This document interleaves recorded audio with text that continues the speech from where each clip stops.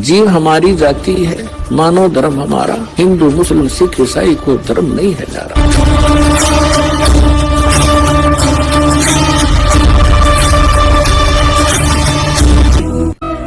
और हमारा हर तरह से व्यवहार बिगड़ गया, माया ही हमें सब कुछ दिखाई दे रही है। इसका कारण ये नकली संत हैं, ये तत्व ज्ञानहीन नीम हकीम जो संत गुरु बने बैठे हैं, ये मंडलेश्वर, ये इसका मुख्य कारण है। क्योंकि इन्होंने सदग्रंथों को समझा नहीं और हमारे को गलत रास्ता दे दिया। और श्रद्धालु गुरुजी के बताए अनुसार सिर धड़की बाजी लगा देता है, क्योंकि वो चाहता है कि मेरा कष्ट निवारण हो, मुझे जो टारगेटेड वस्तु मिले, मेरी उद्देशित वस्तु मिले। यही कारण था कि रावण को उसके नीम हकीम गुरु ने राक्षस बना दिया। रावण ब्राह्मण था और उनके गुरु से उन्होंने सब शिक्षाएं प्राप्त की। उन्होंने गुरु जी के आगे ये इच्छा रखी कि मैं राजा बनना चाहता हूं और सब सुविधाएं हो मेरे पास। तो रावण के गुरु ने बता दिया कि भगवान शिव, ये तमोगुण शिव, ये सर्वेश्वर है, महेश्वर है, मृत्युंजय है, कालज्ञ है और रिद्धि और सिद्धि के ये दाता हैं। ये आपको बहुत धन दे सकते हैं यदि ये प्रसन्न हो गए तो। और बताया कि वेदों में इसी की महिमा है। वेदों को प्रत्येक प्राणी सत्य मानता है और वेदों के आधार से कोई बताता है कि ये वेदों में ऐसा लिखा है, आप ऐसे कीजिए, तो हम उसको शास्त्र अनुकूल साधना जानकर करते हैं और करनी भी चाहिए। लेकिन वो नीम हकीम गुरु समझ नहीं सके कि वेदों में शिव और शंभु किसके लिए संबोधित है। अब वहां वेदों में जो शिव है वो परम अक्षर ब्रह्म की तरफ है और शंभु का अर्थ भी यही होता है, जो एक शंभु होता है, एक स्वयंभू होता है। स्वयंभू तो परमेश्वर जो कभी जन्म नहीं लेते वो स्वयंभू हैं, यानी स्वयं ही प्रकट है। और शंभु का अर्थ होता है जो सुखदायी भगवान हो। तो हम वेदों के अनुसार से जैसे अपने बच्चों के नाम लिख लेते हैं, रख लेते हैं, ऐसे ही इस काल के पुत्र तमोगुण शिव को भी हम उस परम अक्षर ब्रह्म की संज्ञा लेकर के संबोधित करने लगे इन नीम हकीम गुरुओं के कारण। तो रावण को बता दिया गया कि इसकी पूजा करने से और घोर तप करने से यह प्रसन्न होगा। अब जैसा भी गुरुजी ने बताया था, रावण ने सिर धड़की बाजी लगा दी। अपने भगवान शंकर को खुश करने के लिए यहां से गर्दन भी चढ़ा दी, यहां से काट के अपनी तलवार ऐसे मार के और चढ़ा दिया। तो जैसा कर्म करेगा उतना फल ये अवश्य देते हैं। तो भगवान शिव ने उसको वो शरीर उसका एज इट इज फिर कर दिया। ऐसे 10 बार उसने शीश दिए और 10 ही बार उसको जीवित कर दिया भगवान शिव ने। इतनी शक्ति इन भगवानों में है कि जब तक जीव के सांस हैं और इन परिस्थितियों में यदि कोई उसको ऐसा कुछ होता है तो ये उसको स्वस्थ कर सकते हैं। स्वस्थ का मतलब ये नहीं कि उसके जैसे क्रमदंड के कारण कोई रोग है तो रोग नाश नहीं ये कर सकते हैं, वो भोगना ही पड़ेगा। सिर्फ ये है कि उसके निमित्त उन्होंने ये किया तो वो एज इट इज जैसे उसको जोड़ दिया। जैसे श्री कृष्ण जी और अर्जुन गए थे मोरध्वज राजा के घर, उनके पुत्र को आरे से चिरवा दिया, मृत्यु होगी, फिर उसको जीवित कर दिया क्योंकि उसके संस्कार थे, अवशेष थे उसके जीवन। लेकिन वही श्री कृष्ण अपने सगे भांजे अभिमन्यु को जीवित नहीं कर सके, जो महाभारत के युद्ध में चक्रव्यूह में मारा गया था। सुभद्रा रो रही थी, श्री कृष्ण रो रहे थे, यानी सुभद्रा श्री कृष्ण की बहन थी, वो जीवित नहीं कर सके क्योंकि अभिमन्यु की आयु इतनी ही थी, उसका प्रारब्ध भी इतना था, इसलिए वो कुछ भी परिवर्तन श्री कृष्ण अर्थात विष्णु नहीं कर सके। श्री कृष्ण यानी विष्णु और शिव और ब्रह्मा ये तीनों एक ही सतर के, एक ही जैसे शक्ति युक्त प्रभु हैं, इनमें कोई अंतर नहीं है। केवल इनके विभाग का अंतर है। जैसे एक तो गृह मंत्री हो, एक सैर सपाटा मंत्री हो, पर्यटक मंत्री, तो इनके विभागों में अंतर होने से उनकी जो है महिमा में फर्क हो जाता है आम व्यक्ति की दृष्टि में, लेकिन उनकी शक्ति में अंतर नहीं है, पोस्ट एक जैसी ही।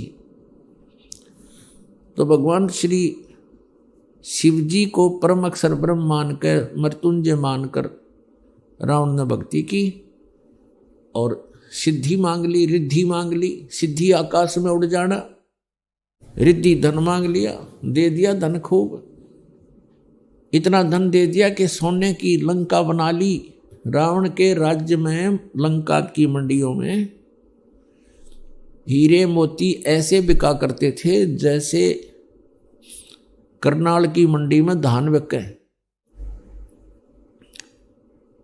ऐसे उसके व्यापार हुआ करते थे। इतना धनी राजा हो गया, लेकिन सत साधना ना मिलने से, तत्वदर्शी संत ना मिलने से वो धरा धरा रह गया सारा उसका।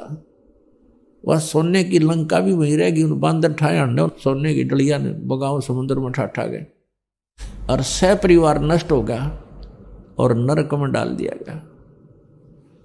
तो पुण्यात्मा,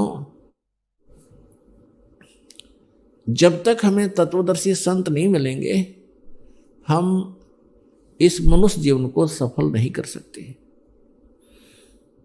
तो जब हम इधर उधर जाते हैं तो वो संत हमें पहले तो कुछ क्रियाएं बताते हैं, फिर लास्ट में फाइनल कर देते हैं कि तुम्हारे कर्म का दंड तुम्हें भोगना ही पड़ेगा। अब हम परमात्मा की भक्ति किस उद्देश्य से करते हैं?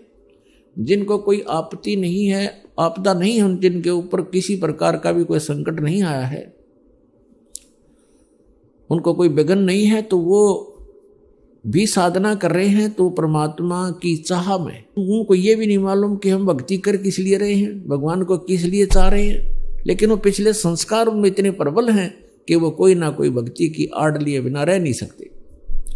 जिनके ऊपर संकट हैं वो संकट निवारण के लिए ही परमात्मा की भक्ति करें। और भक्ति क्यों कर रहे हैं? क्योंकि संकट हमारे ऊपर ना आवे।